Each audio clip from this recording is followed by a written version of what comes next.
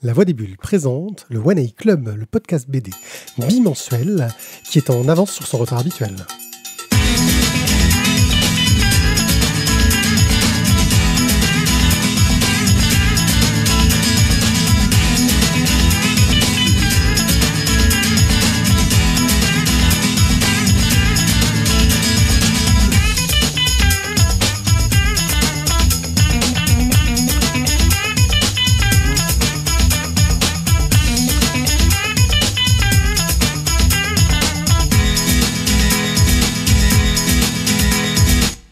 Coucou les gens et bienvenue au One A Club, le podcast qui vous parle de bande dessinée et qui a des animateurs qui n'en ont rien à battre de la technique.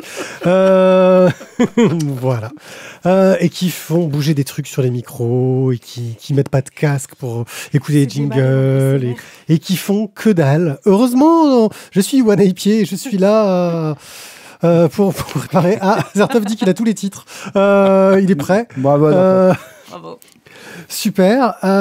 Donc, on a Azertov qui est dans le chat. Je ne sais pas s'il y a d'autres personnes qui sont présents. Mais non, parce qu'il me dit qu'il n'y a personne le chat. Il me dit n'importe quoi. On s'en fiche. Pour m'accompagner ce soir, Thio. Bonsoir. Ça va? Ouais. La bouche pleine de chocolat. Le Kinder Maxi, c'est trop bon. Ouais. Voilà. On n'est pas payé. Je ne sais pas si on peut leur faire de la pub. Ouais, mais en même temps, d'habitude, c'est les chocobons. T'as vu, on a fait quand même. Ouais. Guillaume. Ça va, oui. Ouais, ça bonsoir. va. Je vais peut-être prendre un Kinder Maxi aussi. Et Nao. Salut. Voilà. M&M's, Kinder Maxi dans Kinder Maxi. Kinder Maxi, ouais. M&M's. Donc, et au programme ce soir, nous allons vous parler de bande dessinée qui parle j'ai presque une thématique dans cette émission parce qu'on va parler de mythologie, de croyances, en commençant par la trahison d'Olympe que Nao va nous chroniquer avec brio. Peut-être. Si elle y arrive, parce que c'est pas évident. Macra les Corbeaux, qui est entre les mains de Thio, d'or et d'oreiller, à qui je vais essayer de rendre honneur, et Blasphemous, que Guillaume va nous traiter de façon rock'n'roll, comme il sait si bien le faire. Ouais. Mais nous ne pourrions pas vous parler de tout ça sans le soutien de nos tipeurs, qui sont Matt Desca, Chevaux, Noirlove, Cobal et l'Archiviste. Et vous noterez que j'ai cité un nom de moins que les dernières fois. Car nous avons ce qu'on appelle le churn. Le churn, c'est quand... C'est un truc normal sur les émissions qui sont soutenues par des gens qui les soutiennent, tu vois. C'est que les gens changent, il y en a qui partent, il y en a qui reviennent. Nous, non, les gens ne changent pas et des fois, ils partent. Donc, on aimerait avoir du churn, du vrai. C'est-à-dire qu'il y a des gens qui partent et des gens qui reviennent. Pour nous soutenir, ça nous permet de nous acheter du matériel, ça nous permet d'inviter des auteurs. Là, on prévoit d'en inviter quelques-uns et on aimerait pouvoir leur servir des trucs sympas à boire, quoi, parce que sinon, notre réputation sera complètement détériorée. On mettra des glaçons. Et donc, vous pouvez aller sur tipeee.com/la voix des bulles pour nous soutenir. Vous nous offrez un café à chaque émission, par exemple. C'est déjà pas mal.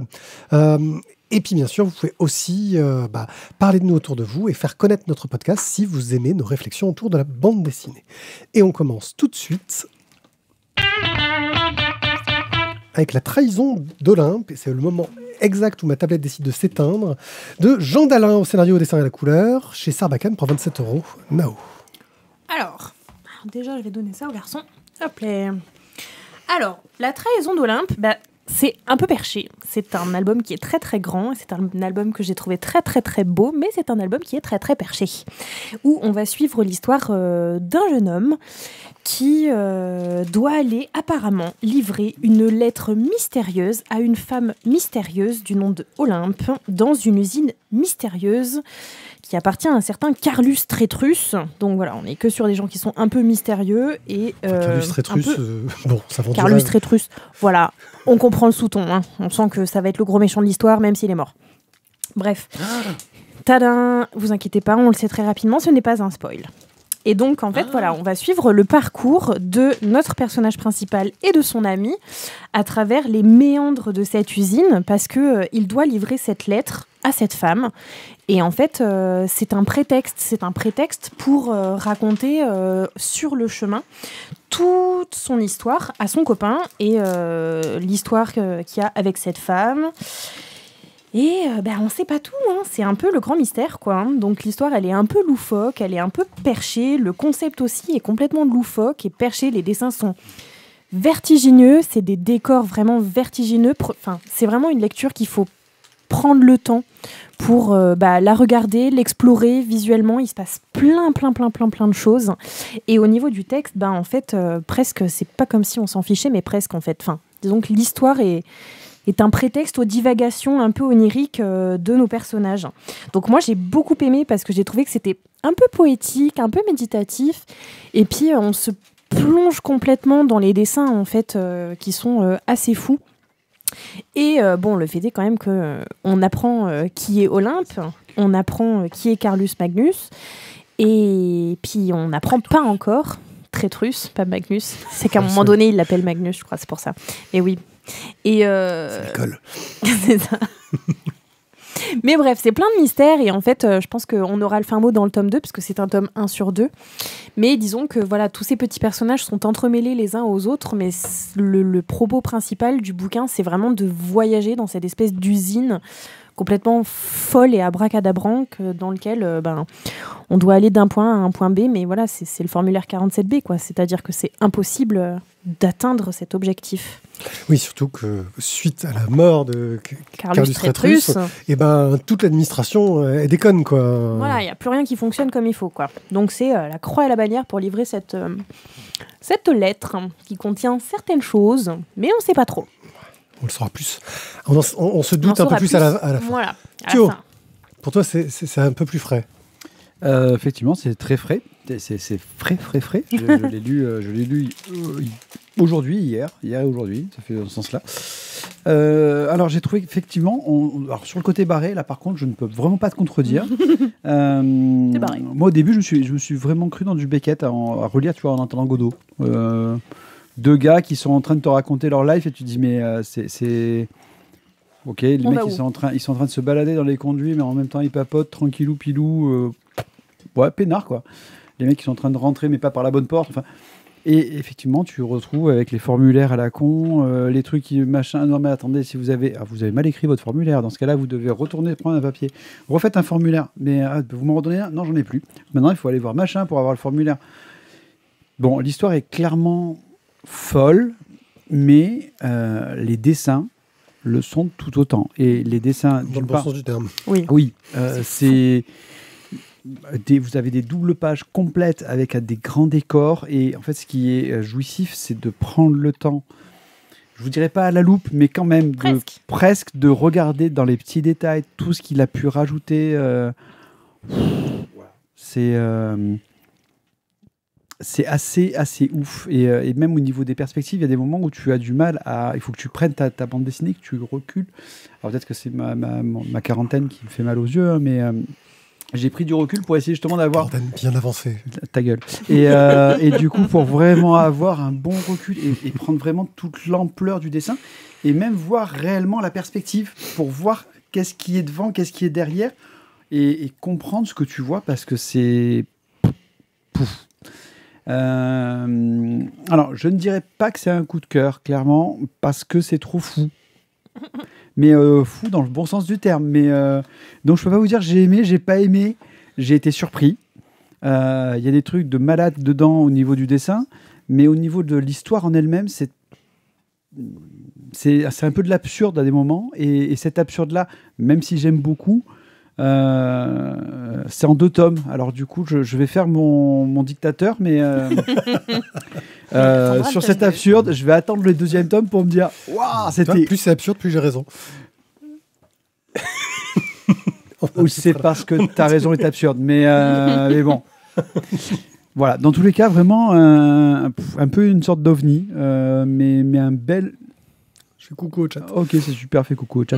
Mais vraiment, moi j'ai trouvé une belle BD. Il y a eu des pages qui sont dures à lire. Les pages où il est dans la neige, où il y a les flocons. Oh, celle-là, elle m'a fait mal aux yeux. Parce que du coup, tu vois les flocons, mais tu n'arrives pas à voir derrière le paysage. Et puis bon, des fois, tu suis les personnages, tu as un petit fil pour suivre les dialogues quand ils se baladent. Enfin bon. C'est un labyrinthe visuel, donc ouais, il faut réussir à suivre. C'est ça, il faut vraiment se balader, il faut prendre le temps.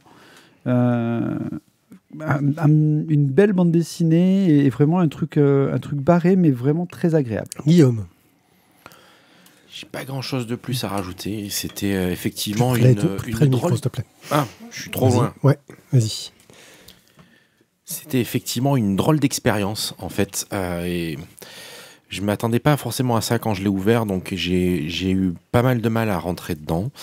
J'aime bien tout le côté absurde. Effectivement, le parallèle avec Godot, j'y aurais pas pensé de suite, mais c'est un bon parallèle.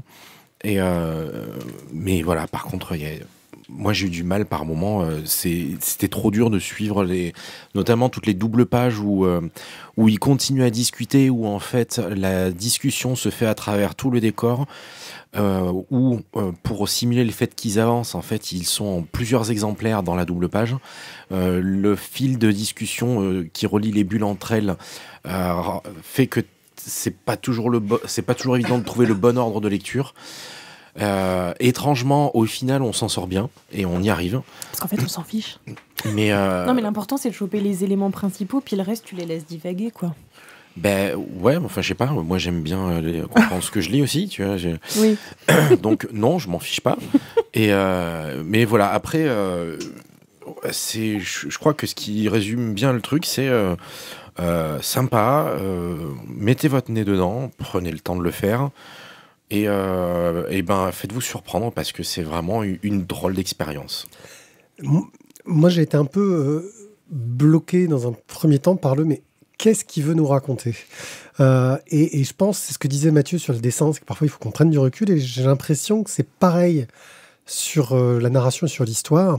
C'est le genre d'histoire qui demande qu'on prenne du recul, parce qu'à bien y réfléchir, il y a déjà des bases d'une réflexion qui sont intéressantes sur la technologie, comment elle est exploitée ou pas, sur comment est-ce que la nature peut subir la création de villes, etc. Il y a des sujets qui sont juste en fond, très très légèrement traités. On voit on comprend que le monde a beaucoup changé ces dernières années, que les personnages principaux ils sont pas pour rien, que tous ceux qu'on suit, sauf un qui pour le moment est juste le gars qui est le Candide, qui est là pour écouter l'histoire, mais peut-être qui cache son jeu, j'en sais rien.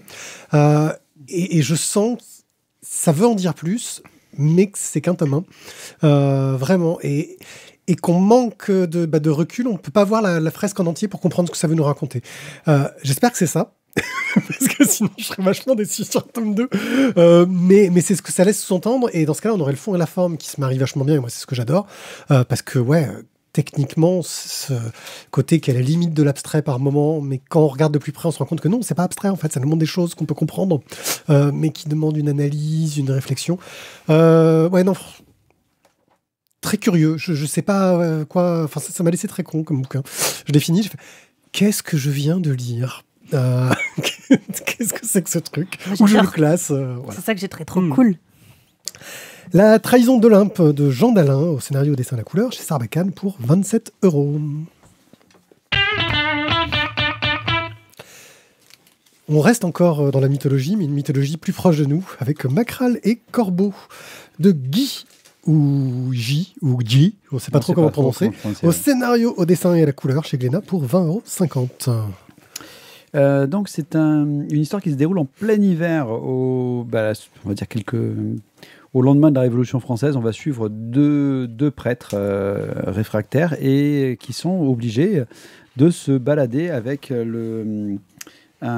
les reliques, des reliques, parce qu'en fait il faut les sauver, ces reliques. Et en fait ça va être, mais malheureusement en fait comme dans tout bon western, ils vont être pourchassés par des sorcières, les Macral, et ça va être une longue suite de gunfight, d'embuscades, de rebondissements, de guet-apens, de traîtrises. Voilà, un vrai bon western en fait. Western Cato. Un western Cato à la sauce wallonne. Alors clairement, vous allez dire, mais en fait, ça donne pas envie ce que tu me racontes. Mais si, en fait, parce que un western avec des prêtres, ça marche bien. Et un western crépusculaire. Et surtout, du coup, parce que ça se passe en plus tout en hiver dans un paysage de neige, donc forcément, tu fais quoi avec Et après, tu me dis que moi, je suis pas professionnel. Le mec, il est là, il joue avec ses clés. C'est pourquoi? C'est pour faire les prêtres, c'est ça? Avec les chaînes pour les enfants? Ouais, tu n'y arrives même pas en plus. Ouais, je sais. Bon. Donc, les dents. J'en reviens à mon histoire. Donc, on a le père Martin, qui est donc assez facile sur la gâchette, a tendance un petit peu à tirer sur tout ce qui bouge. On a des sorcières qui sont pas très très très contentes et qui veulent récupérer les restes du saint. Et on a le père, il me semble que c'est Antoine, mais j'ai un doute. Mais on va l'appeler Antoine. C'était le jeune. Ça sonne bien. Ouais, le père Antoine, qui est le petit jeune justement de l'histoire, qui lui, juste, il se trimballe les reliques et qui voudrait s'en débarrasser. Mais l'auteur, il a donné le nom de quelqu'un qui tient beaucoup pour le rendre hommage. Peut-être, et je viens de lui pourrir son truc. Et donc, du coup, il trouve quand même que des fois, le père Martin abuse un peu et est un peu quand même facile sur la gâchette quand même. Et il ne n'est pas certain qu'il soit si gentil que ça, le père Martin. Donc effectivement, on se retrouve dans une sorte de western où notre naïf se retrouve un peu tiraillé entre les deux. Les méchantes sorcières, peut-être qu'elles ont des bonnes raisons d'être aussi méchantes. Un truc qui est quand même avec pas mal de rebondissements. C'est une histoire, je trouve, qui est assez dynamique. Au niveau du dessin, on a des grands aplats de couleurs, souvent dans les teintes froides, parce que forcément c'est l'hiver. Les seules personnes qui sont en couleur, c'est Antoine. C'est Antoine. Ça va, j'étais pas mauvais. Hein. Les seules personnes qui sont en couleur, c'est les sorcières. Je trouve un dessin propre. Les personnages, justement, quand on va avoir des personnages en plus sur l'histoire, en fait, ils sont en noir et blanc. En fait, il n'y a pas de visage. Les chasseurs qu'on va avoir, ou les mecs les révolutionnaires, on va juste avoir des mecs avec des chapeaux, il n'y a pas de visage. Donc, du coup, c'est vraiment pas les personnages principaux. Et tu gardes justement ta petite trame. Et j'ai trouvé que pour une première BD, Macral et Corbeau de Guy, je vais l'appeler Guy, c'est une bonne bande dessinée, quoi. Et surtout qui traite d'un sujet qui n'est pas très commun, les prêtres réfractaires, et un petit côté un peu fantastique, une sorte de western, comme tu dis, wallon. Écoute, ça marche très très bien, et moi je me suis bien régalé avec Macral et Corbeau. Tiens, Nao. Moi je m'attendais à rien parce qu'au début j'étais pas hyper fan du dessin et en fait j'ai passé grave un bon moment. En fait effectivement le dessin il est efficace. Au début j'étais là en mode j'ai l'impression que c'était brouillon, mais en fait quand t'es dans ta lecture pas du tout, non c'était hyper efficace. Les couleurs pareil hyper efficaces. Et alors moi j'ai l'impression d'avoir lu une histoire, juste une histoire en fait. Enfin, c'est-à-dire que ça n'avait pas d'intérêt particulier si ce n'est le divertissement, et pour le coup j'ai passé un bon moment, donc non c'était cool, enfin franchement très cool. Ouais, il y a un côté, je rebondis sur ce que tu dis, un côté histoire pop, quoi. Ouais. Où ça revient sur l'idée du western. Il n'y a pas un fond super important, si une petite histoire autour de la foi, etc., mais qui n'est pas non plus super développée, on va dire. Mais tu as cette petite quête que tu vas suivre, qui est super prenante, qui marche bien, une sorte de mélange de différents codes qui marche bien. Moi, le dessin, j'aime beaucoup. Et je trouve qu'en plus, la couverture rend vraiment bien hommage à ce qu'on va avoir à l'intérieur. Ça marche très très bien. Non, je passais un très bon moment aussi. Guillaume ? Pareil, pour moi, une très bonne BD, une très bonne fiction, une super lecture. Ça marche bien. Tous les ingrédients sont là et ça semble bien. Franchement, c'est une super lecture. Il y a pas une BD engagée par un truc à propos, un machin. Non, juste le plaisir de lire une bonne histoire qui fait plaisir, quoi. Donc, un album, je pense, qui mérite d'être observé. Regardez, si le trait vous plaît, que vous cherchez une bonne histoire bien écrite et efficace, en one-shot.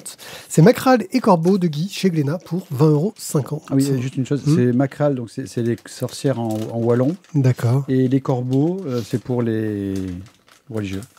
Parce que dans l'histoire, c'est des corneilles. Ouais. D'accord. Parce que du coup, je me suis posé la question en fait de pourquoi il a mis des corbeaux, sachant que dans l'histoire, c'est des corneilles. C'est des corneilles, oui, c'est vrai que il n'y a pas que ça. Dans les corbeaux, il appelle les corbeaux aussi quand les deux prêtres ils se font prendre en chasse, pas que par les sorcières, mais par les autres gars. Et ces gars-là, il les appelle aussi les corbeaux. Ouais. Donc, un espèce de double. Ok. Donc, jetez-y un œil, ça vaut le coup. D'or et d'oreiller de Mayelen Gust d'après Flore Vesco. On a déjà parlé d'une BD adaptée de Flore Vesco qui avait un titre dans un peu la même structure. C'était de... j'ai oublié le titre, de Cap et de Plume. De Cap et de mots. De Cap et de mots, voilà, de Cap et de mots. Qui était plutôt sympathique. Et là, on est sur un autre registre. On rentre dans le conte de fées. Tout commence comme un conte de fées, où on va avoir... une riche famille qui apprend que Lord Anderson, qui est plutôt bien tuné et plutôt plutôt un bon parti, quoi, cherche épouse. Mais pour retrouver épouse, il fait subir une épreuve à toutes les prétendantes. Et donc, la mère de famille décide de prendre ses 3 filles et de les envoyer là-bas pour qu'elles subissent l'épreuve. Les 3 jeunes filles vont accompagnées de leur domestique. Et la première épreuve, c'est un lit immense. Elles doivent y aller chacune leur tour. Y passer une nuit sur un lit qui est sur des tonnes de matelas. Elles doivent y passer une nuit. Ça fait penser à... Bah oui, le petit pois, la princesse au petit pois. Princesse au petit pois, ouais. Mais on va s'en éloigner très vite. Mais c'est vrai que c'est le premier truc que l'on se dit, bon, c'est une sorte de réécriture de la princesse au petit pois. Pas du tout.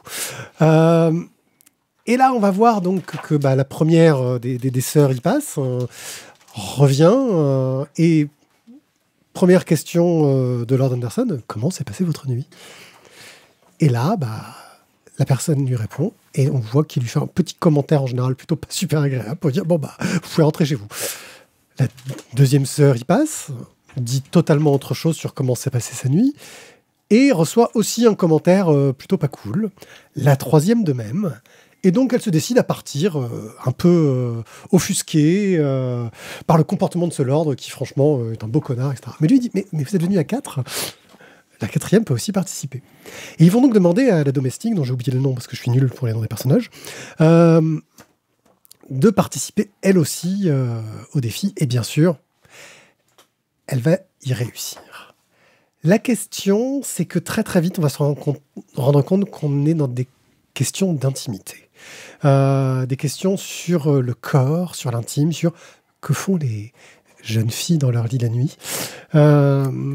Tadam, tout ce genre. C'est pas pour les enfants du tout, mais alors pas du tout. Pourtant, ça fait de l'œil à ma fille, mais on pourrait le donner pour les collégiens, je pense. On pourrait le conseiller. C'est possible parce que c'est pas si c'est plutôt bien traité. Je pense que 14 ans, ça va pouvoir marcher. C'est pas 13-14 ans, ça peut commencer à marcher. C'est pas si mal traité. C'est jamais vulgaire. Ouais, mais c'est des thématiques. Oui, les parents vont râler un moment. Je pense que la documentaliste, elle va pas tenter. Ouais, parce que les parents, ils vont faire la gueule. Pourtant, voilà. Attends, on voit des seins, c'est fini. Hein. Ah putain, merde. Non, mais déjà, on voit des seins. Donc déjà, rien que là, c'est fini. Clairement, je suis tombé sur le cul. J'aime les contes de fées, j'aime quand on les réécrit, les déforme, les raconte autrement, et surtout pour traiter de sujets rares, de sujets intéressants sur comment va ou pas se créer ce couple que désire ce Lord Anderson, parce que bien sûr, le lit, ce n'était qu'une première épreuve. Et surtout, il y a un dessin, un découpage, un travail et une intrigue de fond que je ne veux surtout pas révéler parce que on l'apprend à peu près à la moitié de l'album, mais c'est tellement waouh que un côté magique, un côté mystérieux, un côté terrible. Je suis resté sur le cul. C'est un album fantastique. Et alors le dessin, qu'est-ce que ça tue. Fantastique. Et vous, qu'en avez-vous pensé? Qui veut prendre la parole? Voilà. Hein? Allez, vas-y Guillaume. C'est à moi. Ouais, vas-y Guillaume. Ouais, c'est bien. Punaise. Tête à claque. C'est bien, tu as raison. Non, franchement, je disais tout à l'heure que je retiens rien de ce que je lis en ce moment. Ça fait partie de ceux que j'ai le mieux retenu. Parce qu'effectivement... C'est mon signe. Voilà. T'allais le dire, c'est parce qu'il y avait des seins et d'autres choses qui s'en rappellent. Voilà, tu as pensé très fort. Pas que, aussi, mais pas que. Mais surtout. Et non, typiquement, il y a des trucs très très sexy dans celui dont je vais parler après et je l'ai moins bien retenu. Et bref. Parce qu'il y a plus de texte. C'est ça. Tout ça pour dire que une très très bonne histoire, un très bon conte de fées. Moi, je me suis laissé complètement emporter. Enfin voilà, c'était bien mené. Il n'y a pas besoin d'énormément de texte parce que justement, c'est très bien raconté. Et c'était assez plaisant de suivre voilà, les péripéties de cette bonne qui va se prêter au jeu tout en s'y prêtant pas vraiment comme il faudrait. Il est un peu rebelle. C'est ça, ce lord qui je vais trop en dire, donc qui est bien comme il est, voilà. C'est voilà une super histoire à découvrir et surtout à ne pas spoiler. Donc je vais m'arrêter là avant de fourcher. No. Moi, j'ai trouvé ça super. Alors déjà, le dessin, vraiment incroyable. Hein. J'aime, c'est fluide, c'est beau, c'est doux, ça fait du bien, c'est hyper agréable à regarder. Et au niveau de l'histoire, moi, j'aime bien les contes qui sont pas des contes. Et les histoires qui reprennent des codes du conte, mais qui font pas du tout ce à quoi on s'attend. Et ben là, on est là-dedans. Et donc, moi, j'avoue que ça m'a vraiment plu. Et en fait, ouais, c'est ça. C'est un conte qui aborde des thèmes de l'intime, très intime, de l'homme et de la femme. Et d'une manière qui est très différente que ce à quoi on est habitué. Donc, non, moi, j'ai trouvé ça vraiment génial. Je me suis régalée. Thio ? Une bonne surprise et en même temps je sais pas comment le dire en fait. J'ai été à la fois surpris parce que du coup je m'attendais pas à ça. Quand tu m'as un peu vendu, tu m'as dit ouais donc bon c'est un mec tu m'as fait le même pitch en fait. Hein. Ouais. Donc la 4e elle va avoir des épreuves et puis suivant celle qui va être choisie.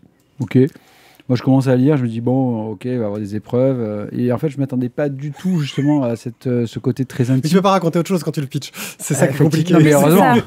C'est raconter le début. C'est ça. En fait, et moi, je me suis retrouvé justement sur ce côté très intime et je ne m'attendais pas du tout à ça. Et finalement, c'est très léger. Il n'y a pas de... il n'y a pas de vulgarité dans le traitement et c'est vraiment agréable. Et en même temps, il y a quand même un côté un petit peu fantastique. Hein, quand même, il y a de l'aventure, de l'action. Il y a de l'aventure et de l'action et qui est importante. Mais ouais, une très bonne bande dessinée. Et voilà, le graphisme m'a laissé quand même vraiment sur le cul.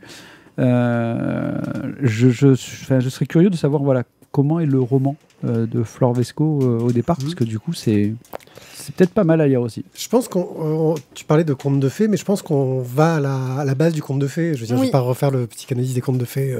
Non, mais ça reprend vraiment les codes de base. Ça reprend ce qu'étaient les contes de fées au départ, avant qu'ils soient déformés. Et justement, ça qui est beau, c'est qu'elle le déforme complètement pour en faire quelque chose de très actuel, en fait. Avec des prises de position qui sont aussi très actuelles. Oui. Et c'est ça qui est beau, parce que c'est quelque chose de très actuel dans quelque chose de très classique, finalement.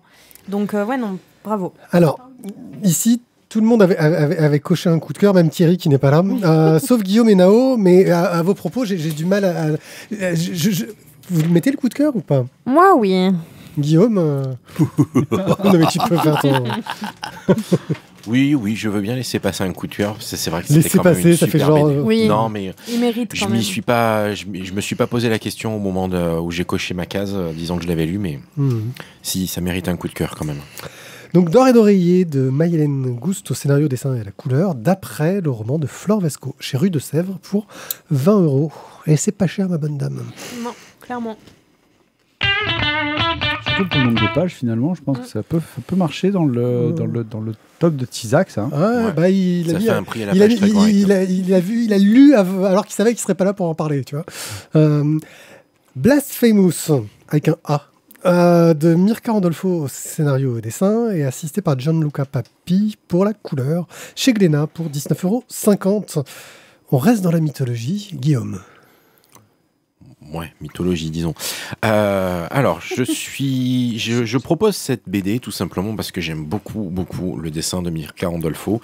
Et j'aime bien quand elle est au scénario, souvent, pas toujours, elle n'a pas fait que ça, mais souvent le côté qui prend la religion à contre-pied et qui propose un autre regard, souvent un peu plus rock'n'roll, sur les anges, les démons, etc. Et donc dans Place Famous, on va suivre Clélia. Ouais, j'ai triché, j'ai lu la 4e de couve pour me souvenir du prénom. J'aurais dû y penser. qui est une star adulée de tous. Dans un monde qui ressemble très très fort au nôtre, mais qui a cette particularité que l'Église catholique comme on la connaît n'existe plus. C'est l'ordre qui a pris le relais, une autre Église à 3 croix.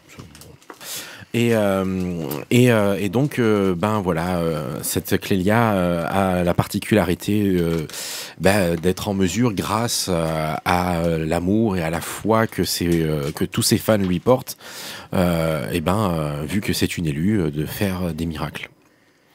Et donc tout ça est très orchestré parce que bien sûr pour que le show continue, il faut que tout soit bien géré, que son agent, un prêtre, puisque oui, toute l'église, en fait il y a plusieurs élus dans plusieurs domaines artistiques différents et les agents sont des prêtres de l'église, enfin de l'ordre.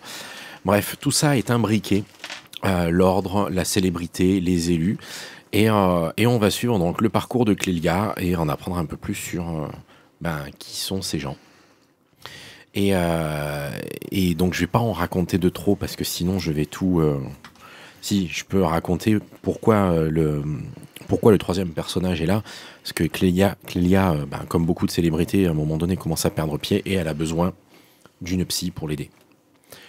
Parce que elle fait un peu sa diva, mais la pauvre, c'est parce qu'elle perd vraiment pied. Et donc c'est là notre 3e personnage.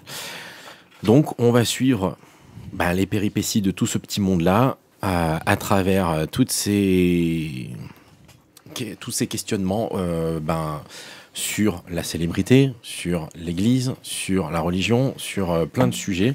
C'est traité avec beaucoup de rock'n'roll et un peu de légèreté. Et ça donne une BD très sympa et très divertissante.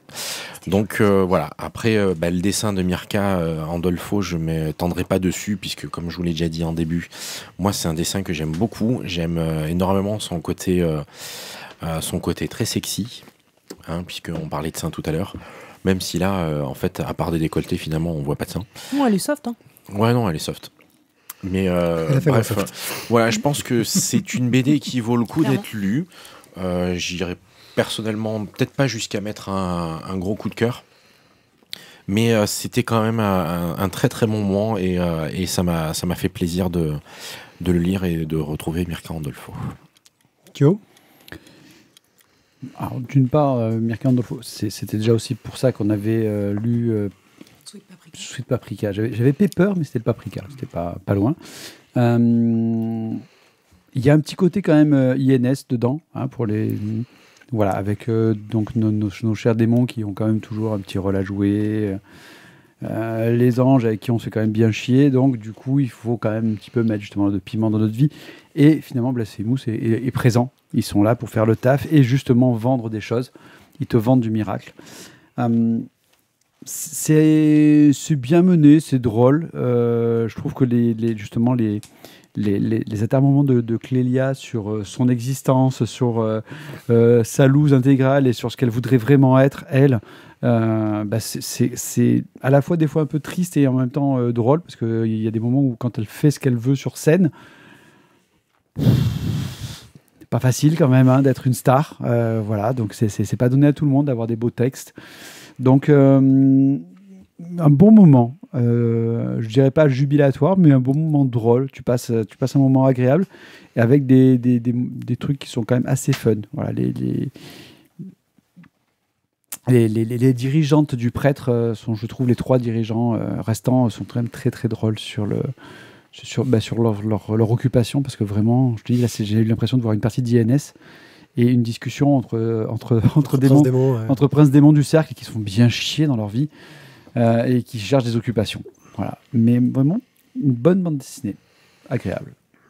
On a Cobal d'ailleurs, en parlant, qui est quand même dans la salle, en parlant de Prince Démon. Une blague. Salut Cobal. Ouais, de mauvais goût, bien sûr. Oui. Non, pas de mauvais goût, juste noir. Nao. Ouais. Ouais. Ouais, moi je trouvais ça chouette. Après, il y avait un peu trop de trucs qui me faisaient penser à Fine Print chez, je sais plus chez qui c'est la Panini. nouvelle, c'est chez Panini. C'est Stéphane Ouais, c'est ça, la nouvelle BD de Stéphane J'arrive pas à Sejic. prononcer son nom. Donc le gars qui a fait Arline et Sunstone et tout ça quoi. Qui lui aussi aime bien mettre des trucs un peu moins soft. Il aime le sexy et les voilà. Donc bon, ils se rejoignent là-dessus, hein. C'est tous les deux des auteurs qui aiment bien mettre des trucs un peu sexy. Après, j'avoue que le coup du les anges et les démons qui se font chier, les anges qui sont pas vraiment des anges, bah du coup, moi, ça m'a fait beaucoup penser à Fine Print. Après, c'est vrai que le parti pris est pas du tout le même. Donc là, c'est vrai que c'était sympa parce qu'il y avait plus le côté religieux quand même, mais un peu prise à contre-pied, donc j'ai trouvé ça cool. Donc j'ai passé un très bon moment, c'était une bonne aventure. Par contre, pour moi, il y a un gros point négatif, c'est que, en fait, ça parle beaucoup, mais genre beaucoup. Et Mirka Andolfo, c'est une star qui a des problèmes existentiels. Hein. Ça non parle mais d'accord, beaucoup. mais je veux dire, elle a fait d'autres choses dans lesquelles ça parlait beaucoup et dans lesquelles c'était plus fluide. Et j'ai trouvé que parfois il y avait un peu du texte pour rien dire quand les dessins montraient certaines choses ou quand une bulle suffisait au lieu de 3 sur une seule petite case. Donc moi, c'est mon gros point noir, c'est que voilà, je trouvais que vraiment, parfois, en termes de texte, c'était lourd. Voilà. Après, par contre, ça reste une bonne BD, c'est hyper agréable à lire, c'est joliment dessiné, vraiment, moi, je l'aime bien pour ça. Donc voilà, c'était cool. Je passais un bon moment, mais ça parle trop. Moi, je te rejoins un peu. Moi, ça m'a fait penser aux thématiques de The Wicked and the Divine, qui, pareil, parle des déités qui jouent, qui deviennent des stars, en fait, qui jouent sur ce sujet-là. Donc, on est sur une thématique qui est assez proche, avec un fond un peu moins costaud aussi, je trouve.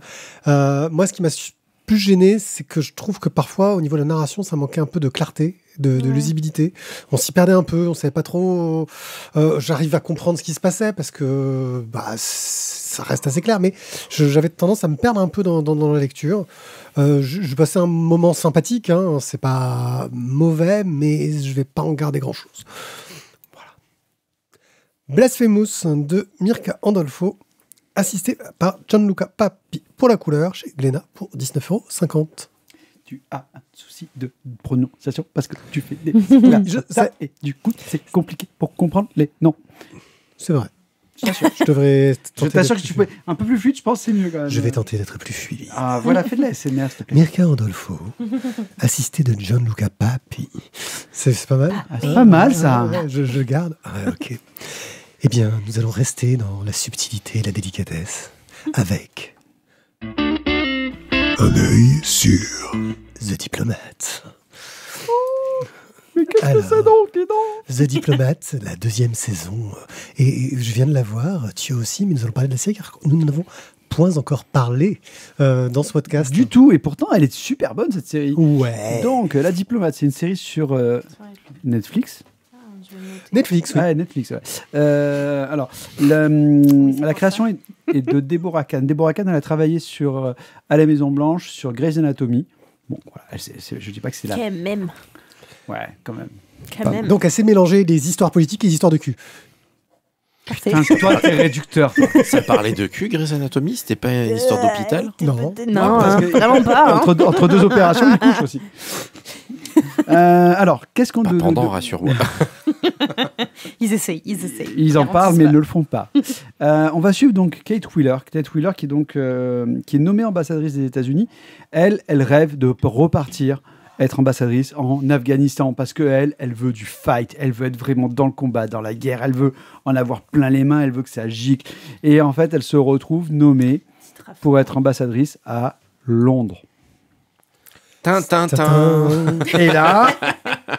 Et là, clairement, en fait, elle est dégoûtée, quoi. Elle est dégoûtée. Elle se retrouve à Londres. Elle se dit, bon, moi, je vais me faire têche. J'ai qu'une envie, c'est de me faire têche pour aller ailleurs, parce que je veux pas rester là. Non, merci, pas encore. Et donc, elle se retrouve à Londres, mais en plus, c'est en pleine crise internationale, parce que le HMS Courageous. Le bateau de Sa Majesté a été touché par un tir de missile et il y a des marins britanniques qui sont morts. Et donc, c'est la crise internationale parce que tout le monde dit c'est la faute de l'Iran. Et donc, du coup, elle se retrouve en Angleterre à essayer de gérer ça pour dire aux Anglais de ne pas trop taper fort sur l'Iran parce que normalement, c'est les Américains qui tapent dessus. Et finalement, elle se dit mais peut-être que c'est pas l'Iran. Et en fait, voilà, on se retrouvait donc dans une sorte d'intrigue politique là-dessus pour savoir qui est-ce qui a réellement tiré ce missile sur le bateau britannique. Mais en même temps, elle n'a pas été nommée à Londres que pour gérer ça. C'est parce qu'en fait, elle est aussi pressentie pour être peut-être la nouvelle vice-présidente des États-Unis. Et donc, un peu de pression. Elle a un peu de pression parce qu'en plus, du coup, sur tous les fronts même. Elle le sait, qu'on lui a un peu dit que justement, elle était un petit peu attendue au tournant. Et bon, là, on se dirait tout devrait bien se passer. Mais c'est là où il y a la famille, le mari. Et le mari est exceptionnel. Le mari, donc, lui, c'est Hal. Et Hal, il est ancien ambassadeur, lui aussi. Donc, en fait, il connaît déjà tous les rouages. Il sait comment ça se passe. Et c'est le pire connard. Mais il aime sa femme. Mais c'est quand même un connard. Et donc, c'est un professionnel compétent. Ouais, mais sauf que du coup, sa femme, elle le déteste. Ah, c'est sympa. Mais elle l'aime aussi quand même. Voilà, c'est compliqué. Donc voilà, la vie de famille, la vie politique, la vie privée. Tout ça, c'est compliqué, mais on passe 2 saisons, moi je trouve absolument hallucinantes. Des fois, tu te perds un peu, le scénario est bien ficelé d'un point de vue géopolitique. D'un point de vue géopolitique, il faut suivre parce que c'est quand même un petit peu dense, mais la personnage principale, donc Kerry Russell, le joue super bien. Elle a été découverte par J.J. Abrams dans Felicity. Rufus Sewell, donc, qui joue justement Hal Wilder, qui jouait aussi dans Maître du Haut Château et Dark City. Et Dark City, voilà, il est au top. Une super série. Il y a 2 saisons qui sont sorties. 2 saisons de 7 épisodes. C'est fini ou... Alors non, c'est pas fini. Oh, non. La 2e saison. Cliffhanger de fin de saison. C'est marrant, on dirait 2 fangirls là. Ouais, attends, je te promets, tu vois la fin de la saison, tu te dis oh putain. Déjà, à la fin de la saison 1, tu fais ah ouais, non, merde. Et puis à la fin de la saison 2, ils ont fait encore plus. Je te dis, mais comment vous faites, les gars? Saison 3, je sais pas ce qu'ils vont faire, mais ça va être... La 3e guerre mondiale. Bah, c'est peut-être possible. Ah bah là tu vois qu'il y a des enjeux qui pourraient aller vers ce genre de truc. Poutine est arrivé. Franchement, une super série politique, enquête, thriller, vraiment géniale, avec des très bons acteurs. Moi, j'ai passé... Même les seconds rôles, etc. sont très bien. Bah, le secrétaire de l'ambassadrice, qui du coup lui est là en mode lui le mec il est à fond dans l'étiquette anglaise, carré, et lui dit non mais ça en fait vous pouvez pas, non là il faut vous changer de tenue, là il faut vous coiffer. Parce qu'elle, on peut pas le dire non plus. Sur les premiers épisodes, il lui explique que vu que c'est l'ambassadrice des États-Unis à Londres, il faut qu'elle s'habille avec des jolies robes et bien. Elle a dit non mais je suis pas Cendrillon non plus, j'ai pas envie, je suis là pour bosser quoi. Sauf que lui il voudrait que, enfin bon voilà, mais vraiment une super série, je vous la conseille. Il y a que donc 2 saisons pour l'instant, donc ne prenez pas trop de retard et c'est chouette. Attention, oui effectivement Azertov, on est obligé de le noter. Il n'y a pas de Ferrero au fait de l'ambassadeur. Et c'est peut-être la seule faute de cette série. Alors, je tiens à préciser, parce qu'il y a quand même... Et non, parce que je suis donc un spécialiste du Ferrero Rocher, monsieur, de par mon travail. Et je peux te dire que les Ferrero Rocher ne sont produits que pour les vacances de Noël de la part de Ferrero. Ils n'en produisent pas le reste de l'année. Et comme nous n'avons pas passé un seul moment à Noël, et donc il n'y a pas de Ferrero. Ils ont une chance de se rattraper. C'est possible. Voilà. Il faut être précis, monsieur. Donc The Diplomate, vous pouvez retrouver sur Netflix en 2 saisons. Et franchement, c'est une très très bonne série. Tu es pas content d'avoir appris que Ferrero ne fait des rochers qu'à Noël? Non, en fait, j'en suis désolé parce que j'en mangerai toute l'année. Mais pareil. C'est juste que, en fait, vous avez bossé le sujet en prévoyant la question à la con qu'Azertov allait poser. Non, c'est parce que j'ai plein de... Il s'est posé juste lui-même la question. Non, c'est parce que j'ai plein de savoirs inutiles dans ma tête et je sais pas pourquoi des fois, mais c'est comme ça. C'est pour ça qu'on fait des podcasts. Voilà. Aussi. Eh bien, merci d'avoir écouté nos savoirs inutiles, parce que un jour, vous aussi, vous pourrez vous la péter en société, tout en recommandant d'excellentes bandes dessinées. On en a eu quelques-unes ce soir. Voilà, Randa dit qu'il savait déjà pour les Ferrero, tu vois. Ah ben voilà, ça c'est quelqu'un de qualité. Voilà, il connaît tout. Donc, merci de nous avoir écoutés. On a passé un très très bon moment avec vous. Je vous rappelle que nous allons enregistrer un 2e épisode dans la foulée de celui-là, mais que si vous n'êtes pas là sur le live, vous pouvez patiemment attendre 15 jours avant la diffusion du prochain épisode. Sur ce, moi je crois que je peux vous dire au revoir et à bientôt. Vous pouvez retrouver Thio sur Instagram, sur la galerie de Mathieu. N'est-ce pas? Oui. Nao sur Instagram avec Nao Migurumi. Ouais, faut publier pas trop ces derniers temps. Hein. En fait, franchement. Voilà. Et moi je suis partout sur la Voix des Bulles ou Voix des Pieds sur tous les réseaux sociaux, car je sais partout. Eh bien, on vient d'être déconnecté d'OBS, je ne sais pas pourquoi. Ciao, ciao. À bientôt. Salut. C'est la dealeuse de M&M's. Depuis tout à l'heure, elle loue, puis elle te donne un. Les gars, j'ai pas triché, les amis.